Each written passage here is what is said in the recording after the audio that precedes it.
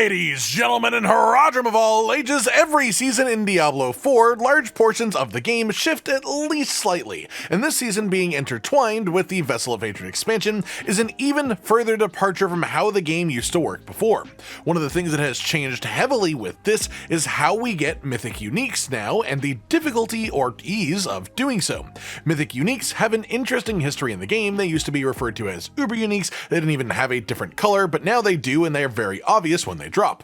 They went from being so rare that you'd have to be lucky to even have a friend who had a friend who heard of somebody having one in like another country, which is how they were at game launch, to slowly becoming more and more common each season with more ways added to get them and higher drop rates for each of these activities added as well as even just full-on crafting methods that exist to let you choose a specific mythic unique to remove some of the RNG requirement from the process for a cost. But now the way of doing these things has changed, as have the drop rates, with mythic uniques being generally quite desirable items, from things like Heir of Perdition just being a massive damage multiplier to Tyrael's Might just covering all of your resistances for you without needing to worry about them anymore. They have a ton of potential power to add to builds, or even let you do completely new things on occasion as well.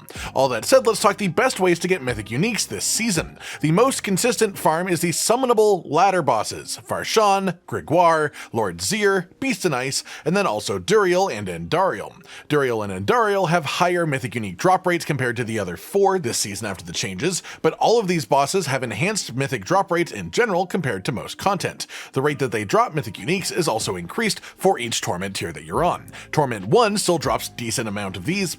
Torment 1 will still have an enhanced drop rate of these compared to other activities, but Torment 4 ladder bosses are the real highest sort of drop chance activity.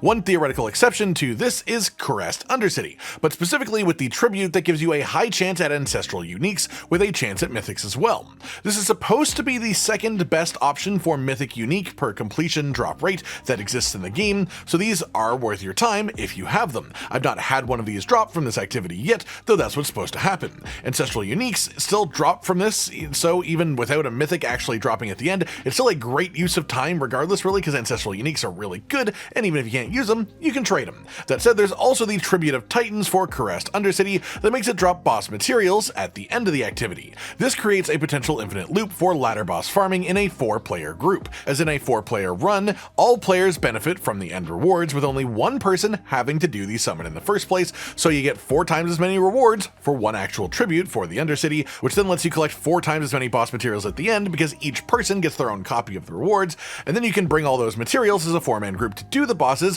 which lets you get each person the rewards for one person's cost of summoning. So again, this is just a really efficient sort of loop now that you can do to just farm these a ton once you're actually willing to, and if you find a party, which you can do with the party finder system now too. Aside from that, every unique drop in the game has a very low chance of just becoming a mythic unique when it happens. It's just a part of the system. Specifically, the opal vendor is not bad for this season either, as the general unique drop rate from opal gambling is actually pretty high, and with that comes a reasonable actual chance of getting a mythic unique. I wouldn't like hard farm this for mythic uniques necessarily, but over the course of the season, if you do a lot of pit runs, you'll probably end up with at least one mythic unique that you got from opal gambling at the current rates that everything are going for. The next best source then is very simply crafting them. Crafting has existed in the past for these, but is now a bit different, in that there are now 2 ways to craft mythic uniques. For 2 resplendent sparks and 50 million gold, you can craft a random mythic unique at the blacksmith. Resplendent sparks come from 3 places. The first is from the final cache of the season journey completion specifically. The second is from your first kill of Lilith in a Torment difficulty this season, though this one is a bit bugged right now and some people just aren't getting it at all, with the developers actually responding to this saying that this will be fixed in a patch in the next week or so, and any people that have been affected by this will have their Resplendent Spark applied to their account automatically, retroactively after the patch happens. So you'll still get it, it'll just have a little bit of a delay. The third source of these is simply by salvaging a mythic unique item at the blacksmith. So basically, if you get a mythic unique that you have no intention of using, you don't actually want it, you can salvage it and get 1 Resplendent Spark. That's half of what you would need to craft a random new mythic unique, along with the gold cost, of course, which is 50 million. Then, however, we have the new other crafting option for mythic mythic uniques, which instead lets you craft a specific mythic unique of your choice, one that you can actually target, so you can have the item that you want guaranteed. However, the cost is far greater. The gold cost for this is absolutely negligible in comparison, but on top of taking 2 resplendent sparks, once again, it also requires a full combination of 18 runes, which are different for each mythic unique as well, so you can't just stockpile the same ones. But for each of these, it is some combination of 6 of a legendary rune, 6 of a rare rune, and 6 of a magic rune. This can be quite a hefty collection process if you just go looking for it raw, solo, self-found style, but the secret to getting these and using them to craft mythic uniques is simply trading with other players. Lots of people are willing to either trade and swap one rune for another. You may have something that they want to exchange for it, but even aside from that, plenty of people are happy to trade runes for gold. And while some of these runes can be quite expensive if trading for gold, this means that if you have a large enough pile of gold in your inventory, you can actually very quickly turn 2 resplendent sparks into being a specific targeted mythic unique rather than having to get a random one. So you can purposefully finish your build rather than just having a chance of it, which still, by the way, also costs 50 million to do so if you do it randomly, so it's not like it's cheap on gold either. So yeah, with this considered, it's much better. Otherwise, if you just want to farm runes, you should do the rune farming tribute for Kurask Undercity, which has a decent chance of dropping runes at a pretty high rate,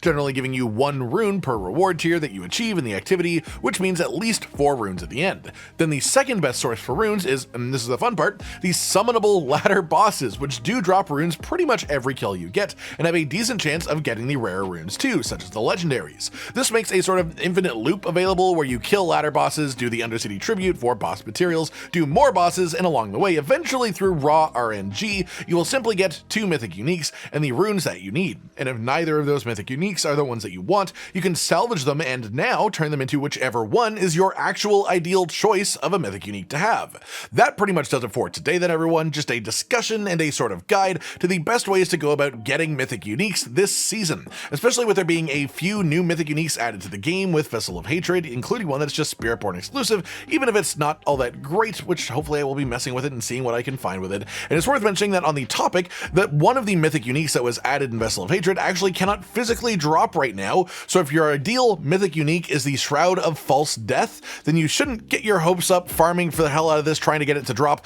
getting it from the bosses, because you just won't be able to have it drop in the first place until patch 2.03 happens, expected to happen within the coming week, which will help re-enable drops for this item along with 3 others too.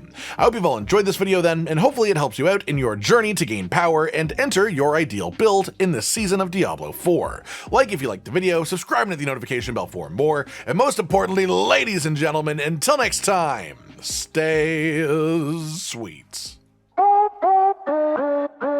Josh, Cotton, and Hollow with the videos, dropping the humor like a hammer on your tippy toes, bringing entertainment on a daily arrangement to take our insanity and turn it into entertainment. Yes, I said entertainment twice, to reiterate that it is nice to look into your faces on a mostly daily basis when you let us in your homes to make the whole world a stage.